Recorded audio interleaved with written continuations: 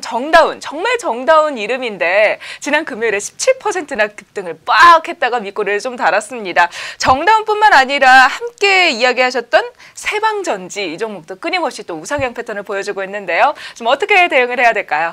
네, 축하드립니다.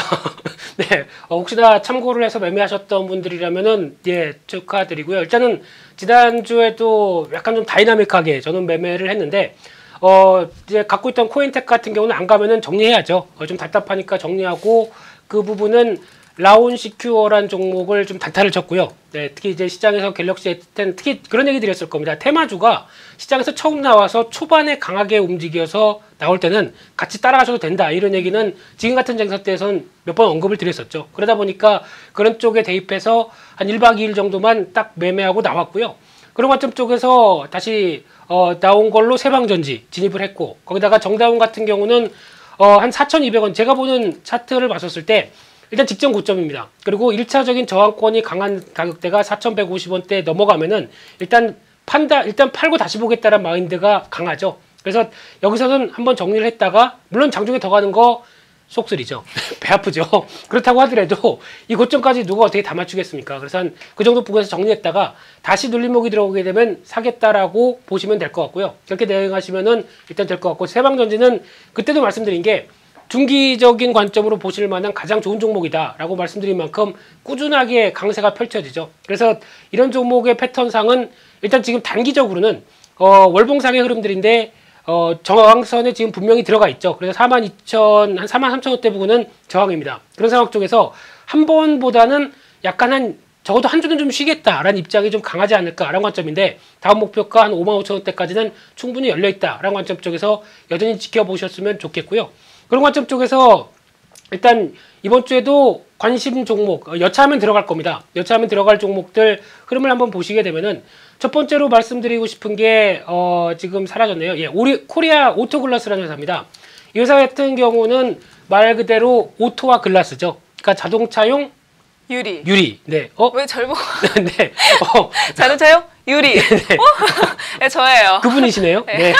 그래서 이 회사 같은 경우는 아사히글라스와 이제 KCC가 합작해서 만든 회사죠. 그래서 자동차 안전유리 쪽에서는 상당히 알려진, 그래서 시장 점유율 거의 60%대 가까이 되는 회사로 알려져 있는데, 지금 최근에 보시게 되면 자동차가 고급화되죠. 그러다 보니까 안전유리에 대한 수요는 상당히 늘어납니다. 그런 때 상황 쪽에서 업황이 안 좋아도 신차 효과와 함께 수요는 계속 늘어날 수밖에 없다라는 쪽으로 보게 되면 기대감이 상당히 높고요. 특히 이제 배당을 작년에 800원 했습니다. 그러다 보니까 배당 수익률 지금 기준으로 따지게 되면 거의 5%죠. 그런 상황이다 보니까 기대감이 높아지는 흐름들인데 일단 상장하고 주가는 한번 부각받다가 지금 쭉 자동차 업황 안 좋다고 밀렸었죠. 그랬다가 이제 움직이기 시작합니다. 그래서 지금 1차적인 주봉상의 저항권에 다다랐다라는 관점 쪽에서 약간 좀 흔들릴 수는 있을 것 같습니다. 그런 쪽에서 좀 정체가 됐을 때 이런 정도 특히 한 14,000원대 전후 정도쯤에서 진입하는 건 무리 없어 보이고요. 다음 저항권 한 16,000원대 쪽까지는 시도가 적어도 들어가지 않을까 한 관점 쪽으로 바라보시면서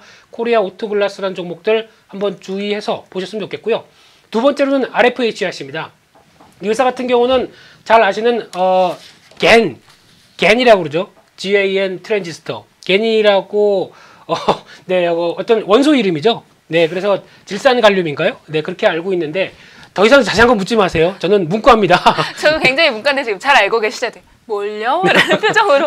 네, 그래서 뭐 하는 회사죠? 왜 그래 나한테? 뭐 이런 분위기셨어요. 네, 좀 어려웠어요, 순간. 네, 저도 어렵습니다. 근데 이쪽에 대해서 그 트랜지스터 관련돼서 그 겐을 활용해서 트랜지스터를 만드는 대표적인 국내에서 유일한 회사입니다.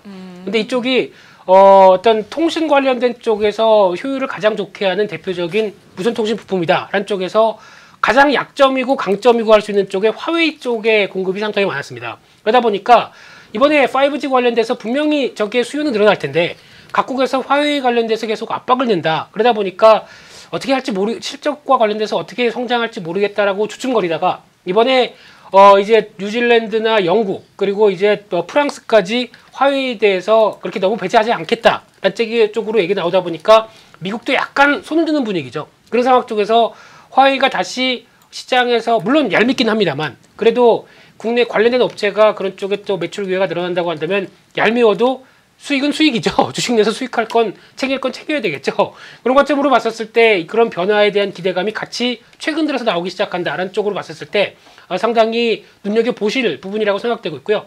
한 이틀째 강세를 보이다 보니까 적어도 한 29,000원대 밑에서 한번 자리를 보면서 추세적인 흐름들 접근하는 게 좋지 않을까, 그런 관점 쪽으로 일단 이 두 종목은 관심권역으로 말씀드리겠습니다.